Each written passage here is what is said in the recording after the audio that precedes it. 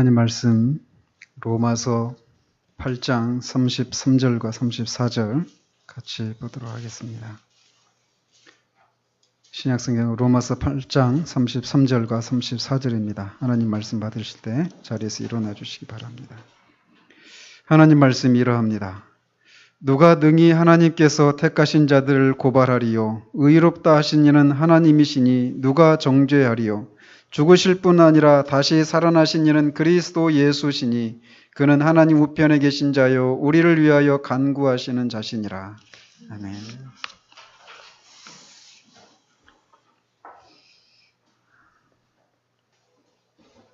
우리는 지난주에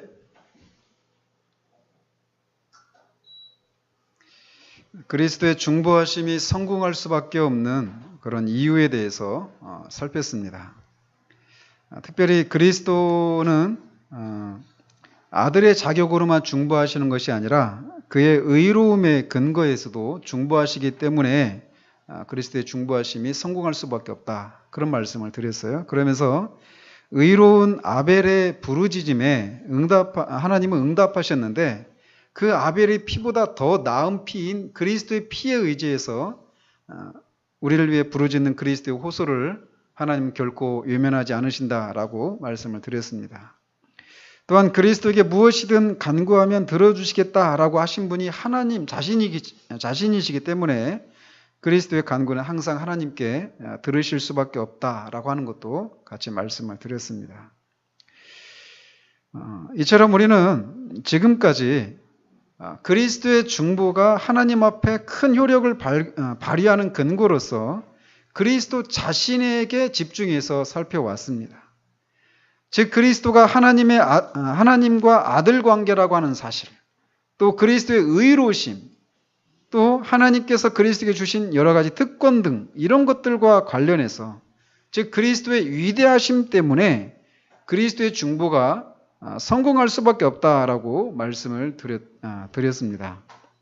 그러나 성경은 우리의 대언자이신 그리스도의 위대하심 때문에만 그의 중보가 성공할 수밖에 없다라고 말해주는 것으로 그치고 있지 않습니다. 또 다른 위로의 근거를 우리에게 제시하고 있는데 그것이 뭐냐면 그리스도의 중보를 들으시는 하나님이 아버지가 되신다라고 하는 사실이에요.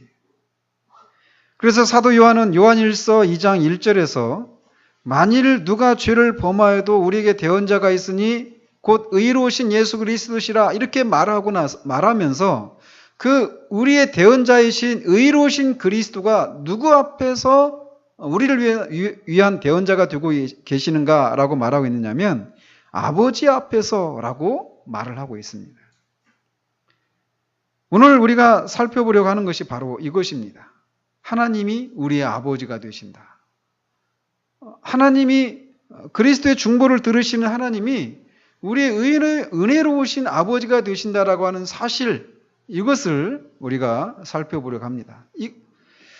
근데 여기 이제 사도 요한이 요한일서 2장 1절에서 우리의 중보자 되시는 그리스도께서 우리를 위해서 간구하신다라고 할 때 아까도 말씀드린 것처럼 아버지 앞에서 우리를 위해서 간구하신다라고 말씀하고 있다라고 제가 말씀드렸잖아요. 근데 거기서 사도는 이렇게 말하고 있지 않다라는 거예요. 즉 그리스도의 아버지 앞에서 간구하신다 이렇게 말하고 있지도 않고 또 우리의 아버지 앞에서 우리를 위해서 간구하신다 이렇게도 말하고 있지 않습니다. 그냥 단지 그리스도의 아버지도 아니고 우리의 아버지도 아니고 그냥 아버지 앞에서 우리를 위해서 간구하신다 이렇게 말을 하고 있단 말이죠. 즉 이렇게 사도가 하나님을 그리스도의 아버지라고도 하지 않고 또 우리의 아버지라고도 하지 않는 그 이유는 이 두 가지 사실을 다 함께 표현하기 위해서라고 그 뒤는 말을 합니다. 그러니까 하나님이 그리스도의 아버지이시면서 동시에 우리의 아버지이시다라고 하는 사실을 한꺼번에 말하기 위해서 아버지 앞에서 이렇게 말하고 있다는 것이에요. 그래서 이렇게 하나님께서 그리스도의 아버지도 되시고 우리의 아버지도 되신다라고 하는 것을 나타나기 위해서 그냥 아버지 앞에서 이렇게 말하는 것을 통해서 그리스도의 중보가 얼마나 탁월한 효력이 있는지를 우리에게 확신시키기 위해서 의도적으로 이런 표현을 사용했다라는 것입니다. 우리 아버지이신 하나님께 우리가 간구한다면, 그리스도의 아버지이신 하나님께 그리스도가 간구한다면 얼마나 더 이중적으로 그 중보가 효력이 있겠는가라는 것이죠. 성경에 보면 하나님께서 그리스도의 아버지이시면서 또한 우리의 아버지가 되신다라고 하는 사실을 강조하고 있는 구절이 있습니다. 그 중에 하나가 요한복음 20장 17절인데, 그 요한복음 20장 17절은 그리스도께서 부활하신 후에 처음으로 막달라 마리아를 만나서 당신을 이렇게 계시하십니다. 드러내십니다. 근데 그때 하신 말씀이에요. 부활하시고 나서 처음으로 주신 메시지란 말이죠.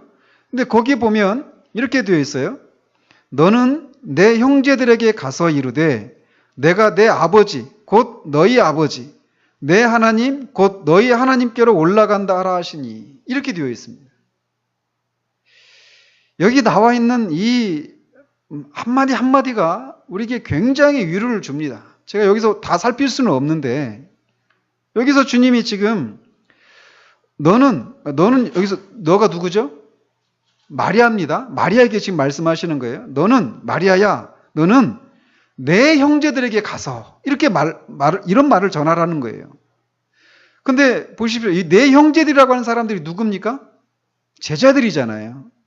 근데 지금 이 주님이 내 형제들이다라고 부르고 있는 이 제자들은 어떤 사람들입니까? 우리가 알다시피 이들은 주님이 십자가 그 대제사장들이 보낸 사람들한테 잡혀서 신문을 받으시고 십자가에 달려 돌아가시는 그 과정 속에서 모두 도망갔던 사람들입니다. 그리고 베드로는 우리가 알다시피 3번이나 주님을 모른다라고 부인했던 그런 사람들이란 말이에요. 그러니까 이 제자들은 지금 주님을 배반하고 그 마음에 말할 수 없는 가책과 그 죄송스러움, 그 말할 수 없는 그 자신의 그런 무기력함, 이런 것들을 보면서 고통 가운데 있는 그런 사람들이에요. 근데 그런 제자들을 향해서 주님이 내 형제들이라고 말하고 있어요. 사실 이것만 가지고도 우리는 큰 설교 한 편을 얼마든지 전할 수 있어요. 주님은 지금 이렇게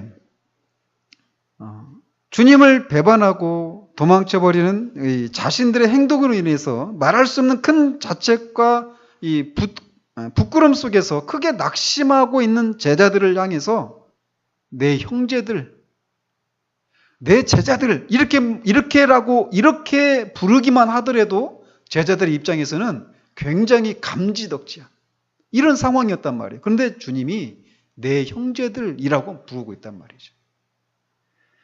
그러면서 그런 제자들에게 전할 말씀을 이렇게 전하라고 얘기하고 있어요.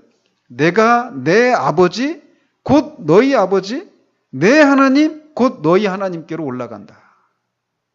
이 내용도 굉장히 우리에게 큰 위로를 줍니다. 근데 지금 제가 여기서 그것을 살펴보려고 하는 건 아닌데, 주님이 지금 이 말씀을 하고 계신 시점을 우리가 분명히 기억을 할 필요가 있어요. 주님은 말씀드린 것처럼 지금 막 죽음을 이기시고 다시 살아나셔서 처음으로 지금 하시는 말씀이에요. 그런 상황에서 주님이 자신이 십자가의 대속의 죽음을 통해서 죄를 속했다거나 그 십자가의 죽음을 통해서 죽음을 이기셨다라고 말씀하셨다거나 또는 다시 살아났다라고 하는 이런 내용을 전하라고 말하고 있지 않다라는 것을 우리가 기억을 할 필요가 있다는 것입니다. 주님은 단지 자신과 제자들의 아버지이시면서 하나님이신 분께로 올라간다라고 하는 말을 전하라고 얘기하고 있어요.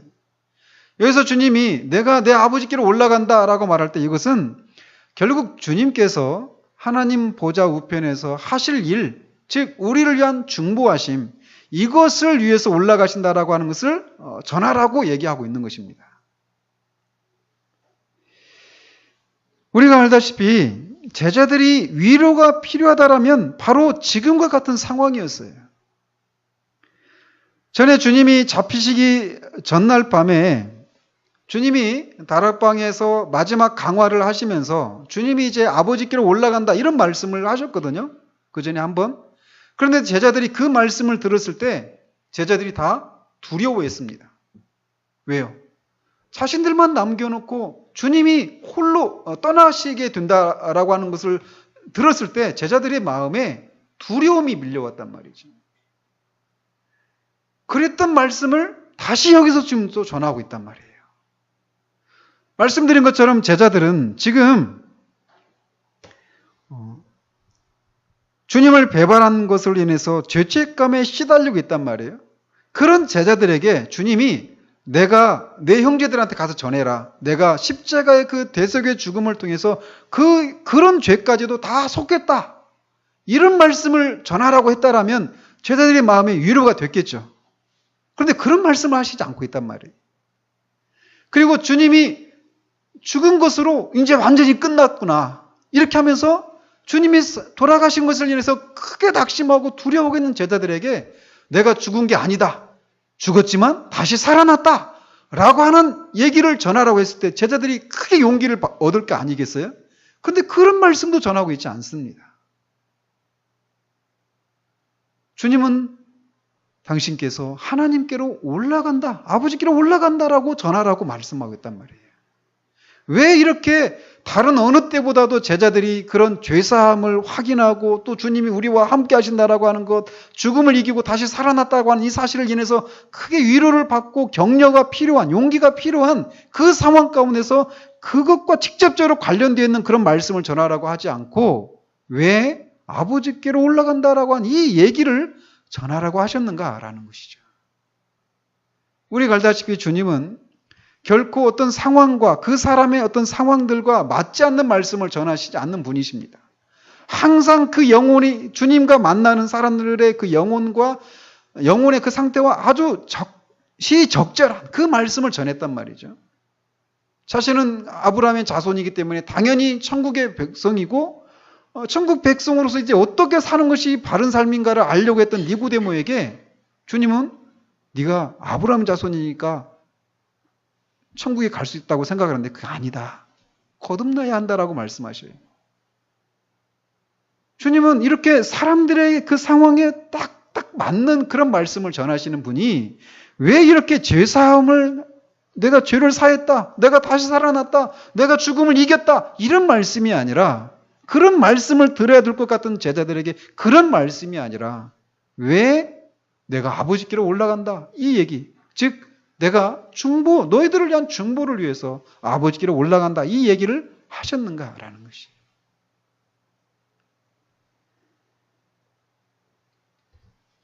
그것은 주님이 아버지께로 올라가서 우리를 위해서 행하게 되실 이 중보 사역이야말로 제자들에게 있어서 최고의, 최상의 위로와 격려가 되기 때문이다라고 그들은 말합니다. 그렇다면 왜 그리스도께서 자신의 아버지이시면서 동시에 우리 신자들의 아버지 앞에서 중보를 하신다는 사실이 왜 신자들이 누리는 최고의 위로와 격려가 될 수 있는가라는 것입니다. 그것은 그리스도의 간구를 그리스도와 우리의 아버지이신 하나님께서 결코 거절하실 수 없기 때문이다라는 것입니다. 그리스도께서는 우리와 자신의 아버지가 되시는 하나님 앞에서 우리를 위해서 중보하십니다. 그리고 그리스도의 아버지이신 하나님께서는 그렇게 그리스도께서 우리를 위해서 중보하실 때 그가 구하는 것 어느 것 하나라도 거절하실 의사가 전혀 없고 또한 거절하실 수도 없다라는 것입니다. 그렇기 때문에 우리는 위로와 확신을 가질 수 있다라는 것입니다. 그렇다면 우리는 하나님께서 그리스도의 중보를 하나도 거절하지 않으신다는 사실을 어떻게 확신할 수 있는가라는 것입니다. 그냥 아무런 근거 없이 그리스도의 그 중보를 하나님이 거절하지 않으신다. 이렇게 우리 마음대로 우리가 그렇게 생각할 수는 없단 말이죠. 분명히 어떤 논거가 필요하단 말이에요. 그것에 대해서는 두 가지 이유가 있습니다. 첫째는 이 땅에서 그리스도가 하신 말씀이, 그리고 또 하나는 하늘에서 하나님께서 하신 말씀입니다. 먼저 그리스도께서 이 땅에 계시던 동안 하나님께 올렸던 간구를 하나님께서 항상 들으셨다라고 주장하신 분은 그리스도 자신이십니다.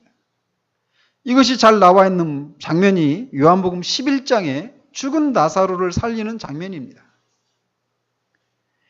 거기에서 주님이 죽은 나사로를 찾아갔을 때 그의 누이 마르다가 주님께 이렇게 말을 합니다. 주께서 여기 계셨더라면 내 오라비가 죽지 아니하였겠나이다. 주님이 이 말씀을 들었을 때 얼마나 마음이 아프셨을까요?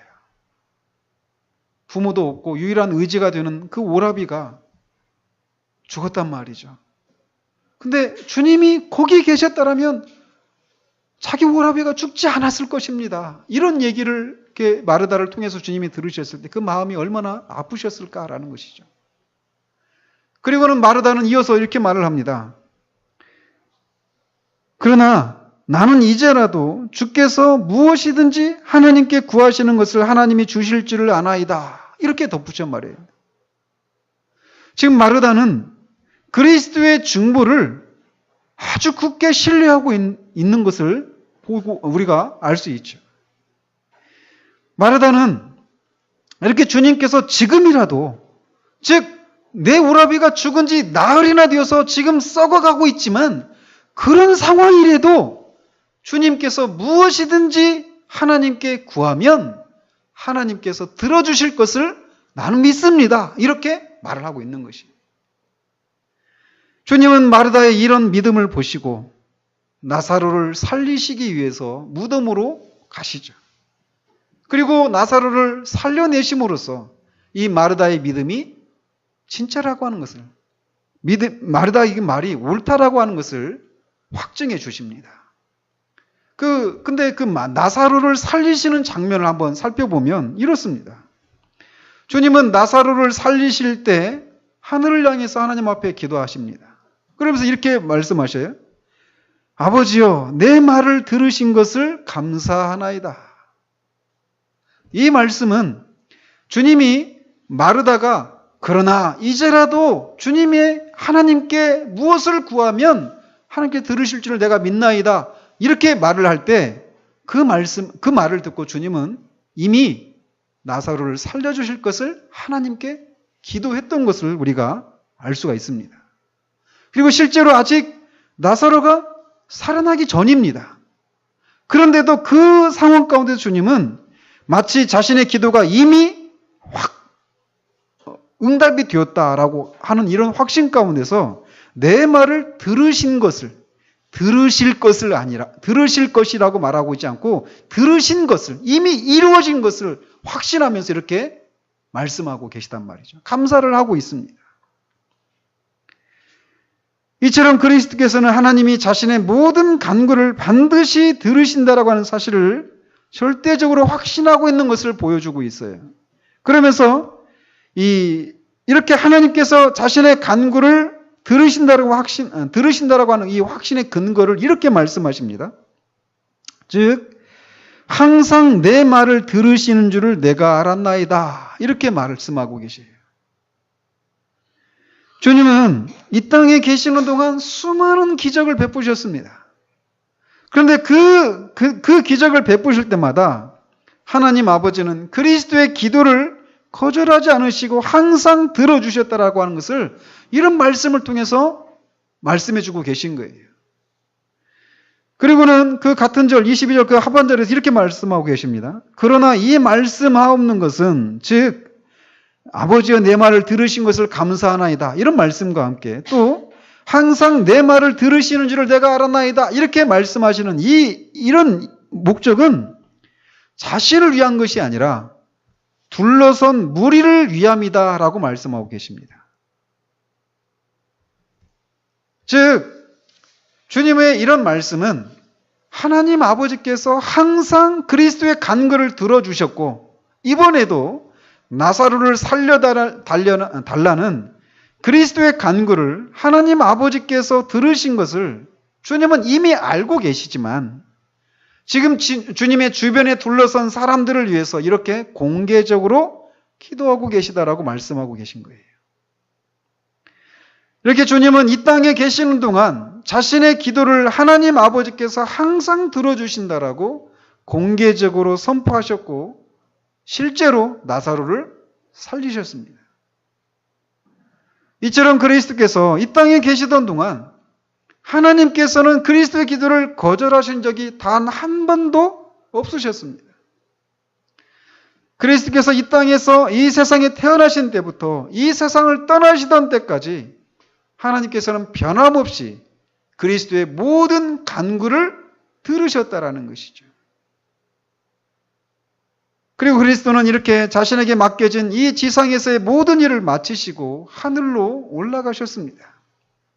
그리고 우리가 하나님 우편에 앉으셨다라고 하는 이 내용을 살펴보면서도 말씀드렸지만 하나님이 이렇게 다시 하늘로 올라가신 그리스도를 향해서 대대적인 환영을 하시고 이렇게 말씀을 하셨어요. 내가 네 원수를 네 발 아래 둘 때까지 내 우편에 앉아 있으라. 이렇게 말씀을 하셨습니다.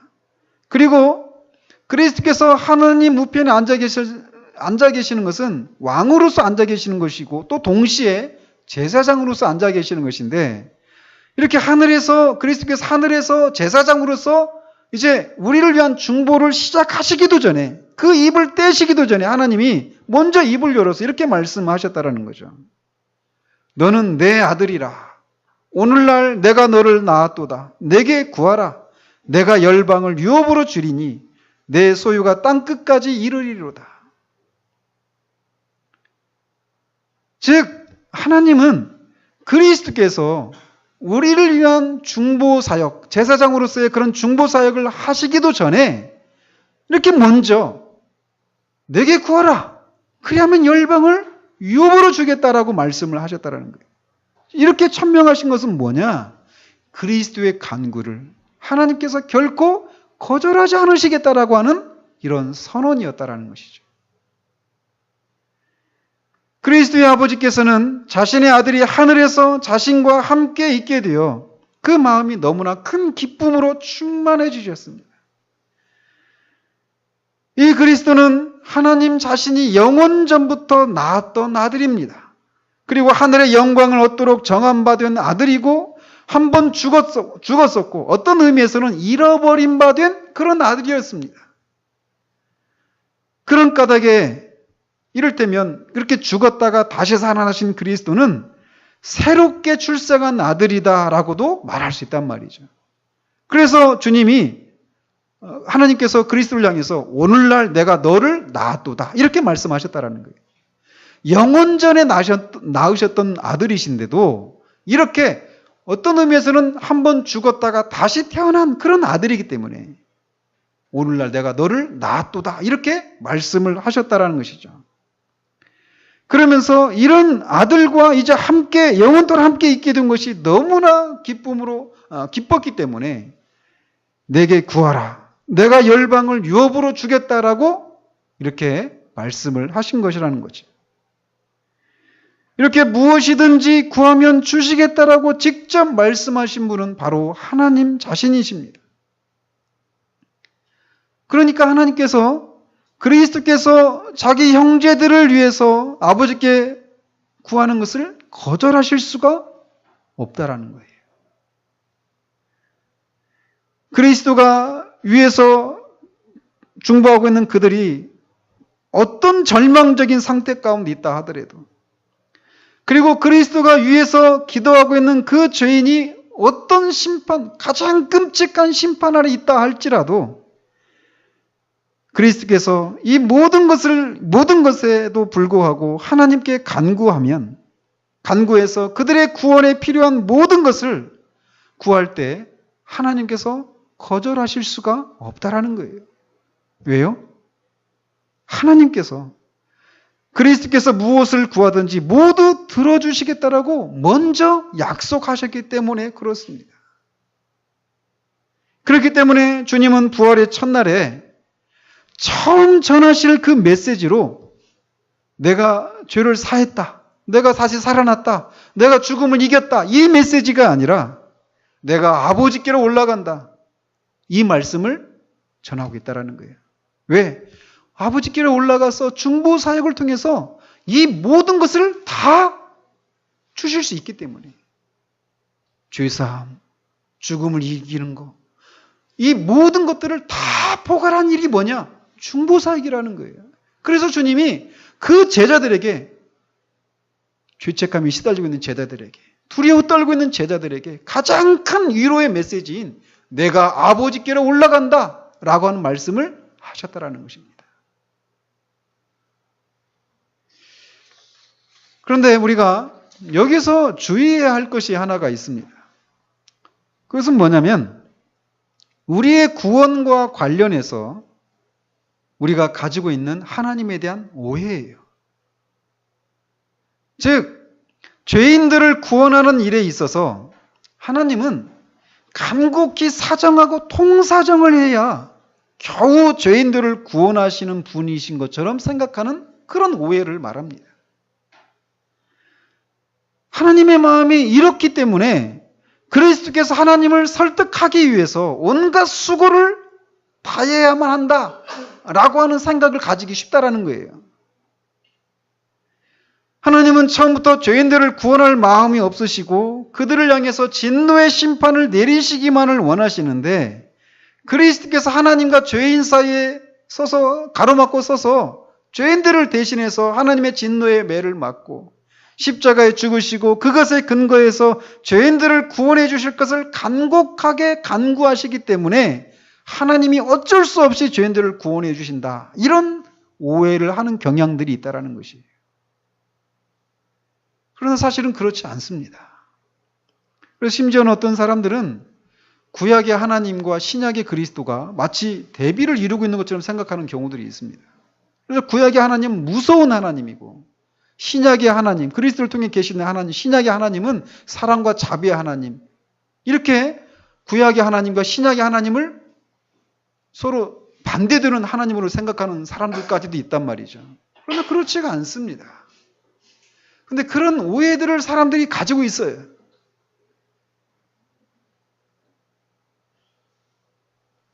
그래서 주님은 제자들 안에 있는 이런 오해가 있을 것을 염려하시고 아까도 인용해드렸던 요한복음 16장 26절과 27절 말씀을 하셨던 거라는 거죠. 거기 보시면 요한복음 16장 26절과 27절을 보면 이렇게 되어 있습니다. 그날에 너희가 내 이름으로 구할 것이요 내가 너희를 위하여 구하겠다 하는 말이 아니요 이는 너희가 나를 사랑하고 또 나를 하나님께로부터 온 줄로 믿었으므로 아버지께서 친히 너희를 사랑하심이라 이렇게 말씀하고 계십니다. 거기에서 보면 그날에 이렇게 말하고 있는데 여기서 말하는 그날은 이 문맥상 제자들에게 성령이 부어지는 날을 가리킵니다. 지나가는 말로 이렇게 말씀을 드리면 제자들에게 성령이 부어지게 된 것은 그리스도께서 하늘로 올라가셔서 하나님이 약속하신 대로 제가 아까도 말씀드린 것처럼 내게 구하라 열방을 유업으로 주리니 이렇게 말씀하신 그 약속의 말씀대로 제사장으로서 하나님께 구했습니다. 무엇을? 성령을. 그래서 아버지께로부터 성령을 받아서 그리스도가 제자들에게 부어주신 결과 오순절에 이 제자들에게 성령이 부어지시게 된 거란 말이죠. 그렇기 때문에 오순절에 베드로는 하나님이 오른손으로 예수를 높이심에 그가 약속하신 성령을 아버지께 받아서 너희 보고 듣는 이것을 부어주시느니라라고 바르게 해석을 하고 있는 것입니다. 어쨌든 주님은 성령이 제자들에게 부어지게 되면 이제 제자들이 그리스도의 이름으로 하나님께 직접 구하게 될 것이다라고 말씀을 하고 계셔요. 요한복음 16장 26절 27절에서 그러시면서 하시는 말씀이 내가 너희를 위하여 구하겠다 하는 말이 아니요 라고 말씀하십니다.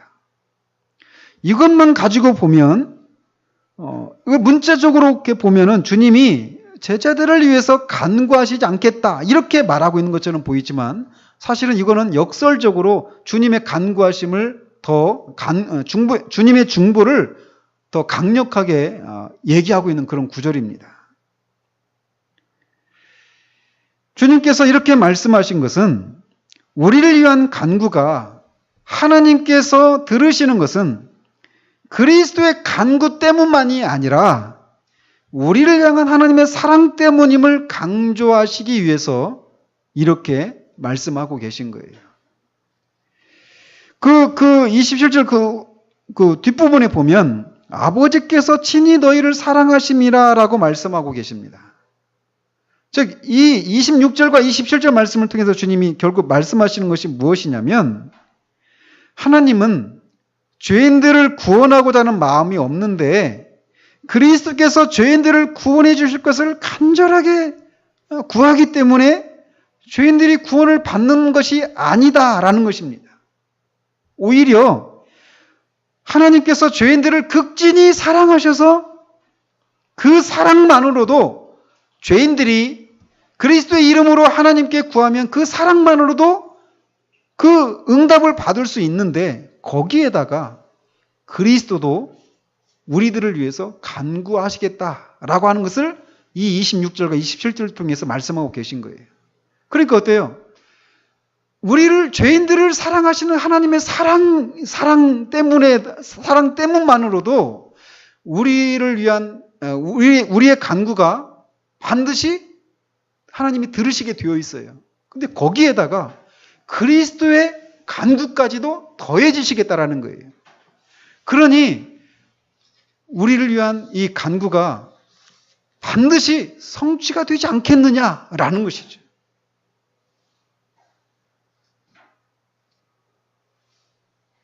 그리스도께서 우리들을 위해서 하늘에서 간구하시고 또 우리들 또한 그리스도 이름으로 기도한다면 더더욱이 우리들을 사랑하시는 그래서 그리스도나 우리들이 기도하기 전부터 이미 모든 것을 주시기로 결심하고 계신 그 하나님 아버지께 그리스도와 우리가 간구한다면 당연히 더 이상 바랄 것이 없는 성공적인 결과가 나오지 않겠는가라는 것이 반드시 이루어지게 되어 있다는 것입니다.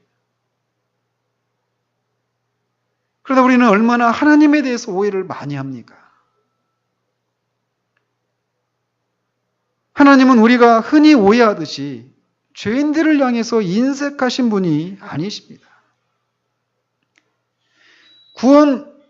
구원받은 이후에도 우리는 흔히 하나님에 대해서 오해를 합니다. 하나님은 늘 우리에게 무엇인가를 주시기에 인색하시지만 그리스도께서 우리를 위해서 간절히 간구하시기 때문에 어쩔 수 없이 그리스도의 간구를 들어주시는 분쯤으로 생각하는 경향이 우리 안에 있단 말이에요. 마치 엄격한 아버지에게 무엇인가를 얻어내야 되는데 직접 말하기는 어려우니까 엄마를 통해서 아버지한테 이렇게 얘기해달라고 이렇게 하는 아이처럼 하나님을 그렇게 생각하는 경향들이 우리 가운데 있다라는 거예요. 로마 가톨릭은 아예 그 예수님도 그렇게 생각하지 않고 마리아를 통해서 성인들을 통해서 하나님께 구해야 된다고까지 말을 하죠. 하나님에 대한 철저한 오해 때문에 그런 얘기를 하는 것입니다. 하나님은 결코 그런 분이 아니십니다. 하나님께서는 누구보다도 먼저 스스로 우리를 향해서 광대한 사랑을 품으신 분이십니다. 하나님께서는 우리를 만드신 이후 변함없이 늘 그렇게 하신 분이셔요. 그리스도께서 우리를 위해서 행하시는 모든 일은 하나님께서 먼저 우리를 사랑하셨다라고 하는 것을 증거하는 것에 불과합니다. 하나님이 먼저 우리를 사랑하셨기 때문에 그리스도를 통해서 이런저런 일을 하셨다라는 것이에요. 우리를 향한 하나님의 사랑 때문에 그의 독생자 우리 주 예수 그리스도를 우리에게 주신 분은 바로 하나님 아버지이십니다. 그래서 성경 속의 성경이라고 불리는 요한복음 3장 16절에서 그렇게 말을 하는 거예요.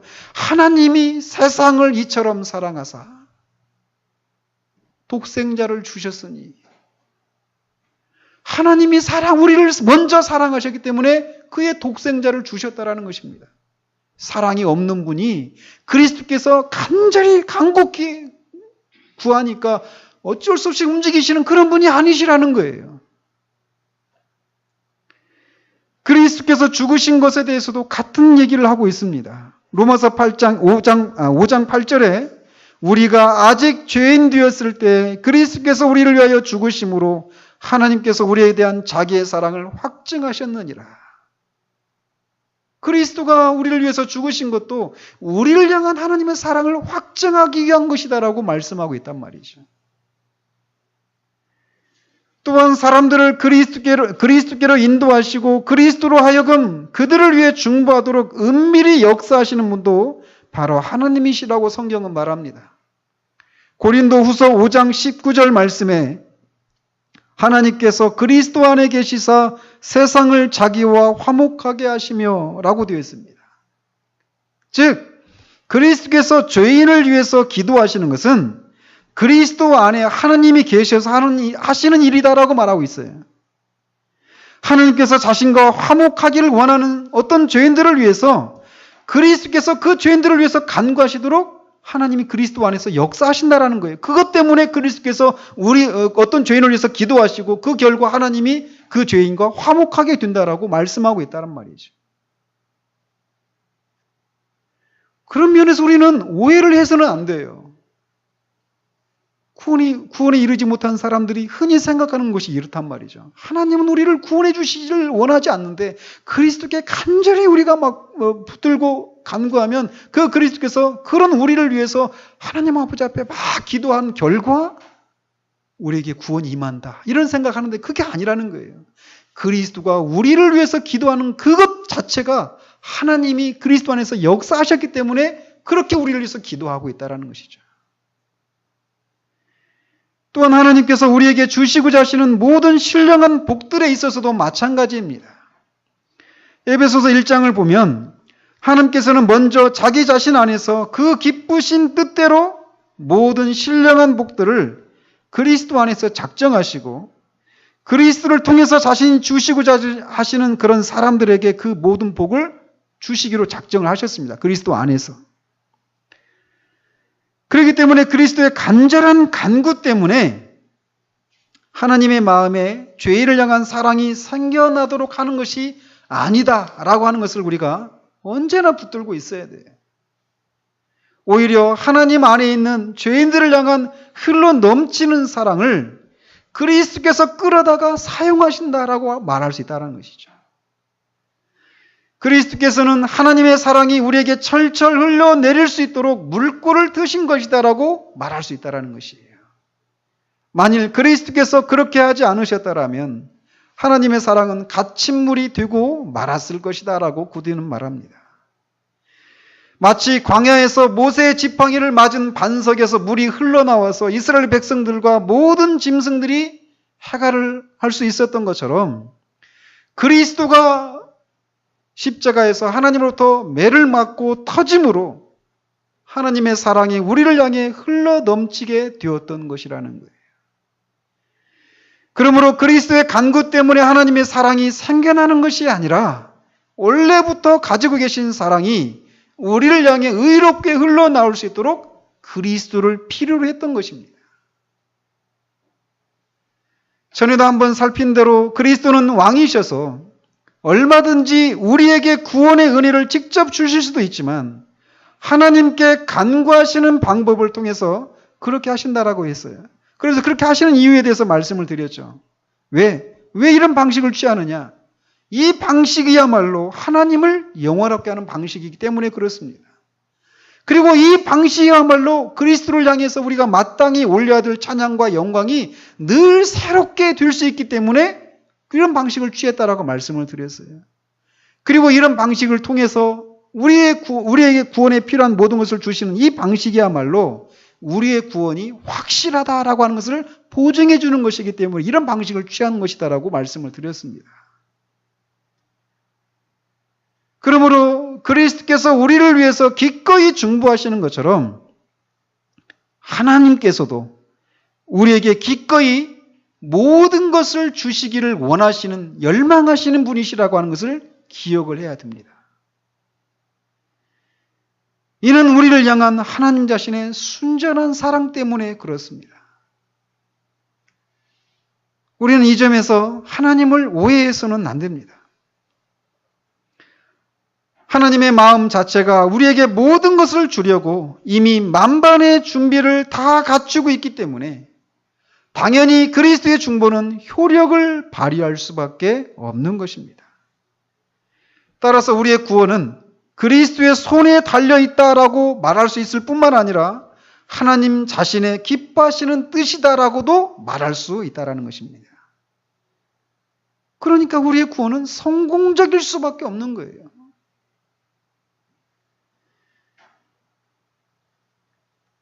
이렇게 하나님께서 우리를 사랑하시기 때문에 그리스도의 중보를 통해서 우리를 구원하십니다. 그리고 그 구원은 확실하고 안전합니다. 그렇기 때문에 누가 능히 하나님께서 택하신 자들을 고발하리요 의롭다 하시는 하나님이시니라고 말하고 있는 거예요. 만일 하나님이 우리를 위하시면 누가 우리를 대적하리요 라고 당당하게 외치고 있는 것입니다. 또한 우리가 본문으로 삼았던 것처럼 누가 정죄하리요? 그는 우리를 위하여 간구하시는 자신이라고 말하고 있는 것입니다. 결국 사도는 그리스도께서 자신의 아버지 되시며 우리의 아버지 되시는 하나님께 간구하시니 누가 우리를 정죄할 수 있겠느냐라고 말하고 있는 것입니다. 우리를 사랑하셔서 그의 아들을 이 땅에 보내시고 십자가에 죽게 하시고 우리를 위해 다시 살아나게 하시고 우리를 위해 하늘에 올라가시고 우리를 위해 하나님 우편에 앉아 계시고 우리를 위해서 간구하시는데 누가 우리를 정죄할 수 있겠느냐라는 것이 그 어느 것도 그 누구도 우리를 정죄할 수 없습니다. 이렇게 해서 우리는 그리스도의 죽으심, 그리스도의 부활하심, 하늘로 올라가심, 하나님 우편에 앉아 계심, 그리고 우리를 위해서 중보하심, 이 모든 것에 대해서 모두 살펴보았습니다. 사도는 이 모든 것들이 이 모두가 우리를 위한 것이다라고 말을 하고 있습니다. 그리고 이 가운데 단 하나만으로도 우리를 구원하기에 충분하다고 말을 하고 있습니다. 그러니 이 모든 것이 단 하나만으로도 우리를 구원하기에 충분한데 이 모든 것이 우리를 위한 것이라면 우리의 구원이 얼마나 확실한가라는 것입니다. 그리고 누가 우리를 정죄할 수 있겠는가라는 거예요. 결코 없습니다. 아무도 우리를 정죄할 수 없습니다. 그렇다면 이 모든 것을 이제 우리가 들었습니다. 그리스도께서 우리를 위해서 죽으셨습니다. 그리스도께서 우리를 위해서 다시 살아나셨습니다. 그리스도께서 우리를 위해서 하늘로 올라가셨고 우리를 위해서 하나님 우편에 앉아 계시고 우리를 위해서 중보하고 계십니다. 지금도 말이에요. 그런 우리를 위해서 주님이 중보하고 계셔요. 이 모든 사실을 우리가 알았습니다. 이 사실을 이 땅을 살아가고 있는 우리들이 어떻게 우리의 삶에 적용해야 할까요? 이것은 다음 주에 결론적으로 말씀을 드리도록 하겠습니다. 사랑하는 성도 여러분, 우리를 위하시는 분은 하나님이십니다. 그의 아들 우리 주 그리스도이십니다. 아까도 권사님 기도하셨죠. 명절에 사람들 모여서 이 세상의 것들로 자랑하고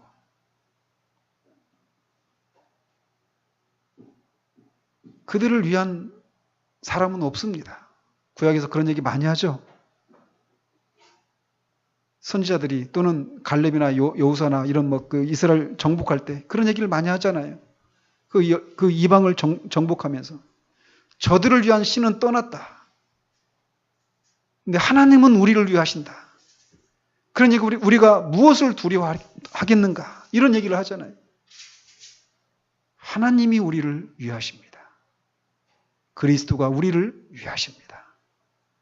그래서 우리의 구원을 위해서 필요한 모든 것을 다 이뤄놓으셨고 지금도 하늘에 속한 모든 신령한 복을 우리에게 주시기 위해서 그리스도께서 지금도 우리를 위해서 중보하시고 그렇게 중보하도록 하나님 그리스도 안에서 역사하시는 분이 하나님 아버지십니다. 그분이 우리를 위하십니다. 그런 사실을 안 사람들이 마땅히 가져야 될 그런 영광을, 그런 담대함을, 자유함을, 용기를 우리 삶 가운데 적용하며 살아가는 우리 모두 되어지기를 우리 주님 이름으로 축원드립니다.